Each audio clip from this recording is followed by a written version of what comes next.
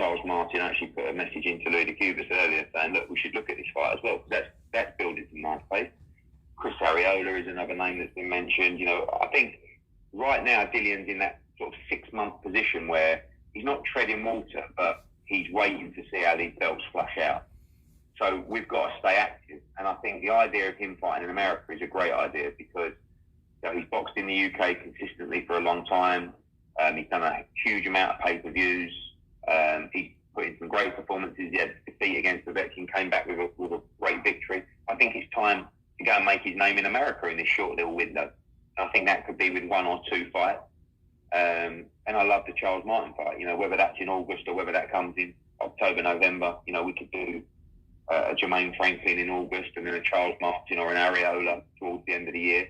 But I really feel like Dillian should have those 2 fights.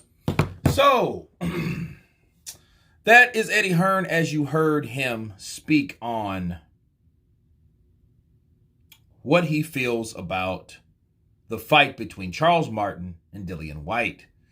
And he reiterated to Dillian that, hey, we should look at the Charles Martin fight. That's a good fight. And as you guys know, for the reasons why it's a good fight for Dillian Whyte, it just lets you know that I'm not the only one that wants this fight. A lot of people would like that fight. Maybe Dillian's not crazy about it because of how he looks or how he rates Charles Martin. But Charles Martin is a guy to fight first. Why? Because former champion, him fighting Jermaine Franklin, then Charles Martin. I think that's fighting Jermaine Franklin is just giving someone the opportunity that really don't deserve it. I mean, honestly. I mean, you really don't, in that case, you really don't deserve that type of fight from Dillian. Yes, he needs to stay busy. He needs to stay consistent. But I think he needs to stay consistent with the type of fighters that he has. Charles Martin has only been beaten twice. For one, it was an unbeaten Joshua, and for two, at the time, there was an unbeaten Joshua, and at the time, it was an unbeaten Adam Kalnacki. And those fights were good fights. People know Charles Martin because he went and got knocked out. Now it's time for you to grant him the favor by fighting in his backyard. Then you can become somewhat of a Tyson Fury-ish type of fighter. Go to these guys' front, backyard and fight them. Why not? And if you knock out someone like Charles Martin, you're erasing the stigma of British fighters fighting over here. Then first it was Tyson Fury. Tyson Fury. Then it was Anthony Joshua, which he lost. Now it's you. So you're the third coming of that top elite heavyweight that's coming over here on American shores to fight Charles Martin. Charles Martin is charging you up, calling you out, calling you a little bitch. Things like that. That's what he's doing. That's what he's saying. So he's really hyping up that fight. And if you can really think about the press conferences, some shoving, some talk, some trash, all that's going to take place. This might be another Derek Chisora-ish type, right? Fight. Or build up, rather. These conferences were going to be intense. And when they get in the ring, it's going to be some action from both guys. Because Charles Martin been working with Manny Robles, which Robles is famous for getting Andy Ruiz to the promised land of the first heavyweight Mexican fighter ever. Right? So he's known for that. He's already in the history books. You can never take that away from him. And he's training Charles Martin, okay? And Charles Martin is a guy that I feel that deserves that opportunity because he's made his improvement.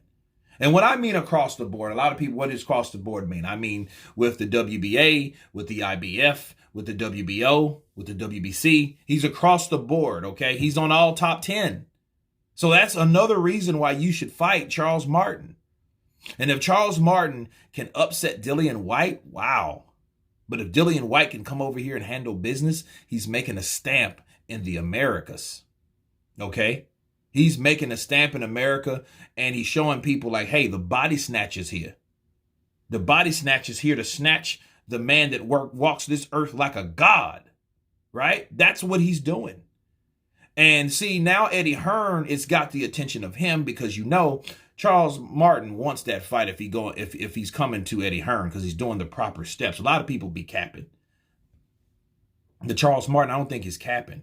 And I think he's improved. And the best thing you can do is fight a guy when he's on the incline, okay? Not the decline. So that over the hill stuff, you're talking about he's 35. Hey, so is Deontay. Deontay Wilder's 35 right now until October. The 17th or the 24th or something like that, right? But he'll be 36 years old and you want to fight him. Counterpunch. So at the end of the day, I think all the lines are setting up for that. But if he fights Jermaine Franklin first, I think that's an unnecessary step. I think he should go right to Charles Martin and beat him. If he's that easy, take him out. If he's that over the hill, take him out. Show people, yo, I told you this guy. I did it for you guys. Do it for us. We're the fans. Don't fight Jermaine Franklin. I never heard of Jermaine Franklin, ever. You know what I mean? The only person I heard of him is from him. So where did this name randomly come from? But anyway, you guys tell me what you think about Eddie Hearn stating that he looks forward to that fight and looking into that fight for Dillian Whyte. Tell me what you think. Please subscribe. And you guys been Counterpunch. Peace.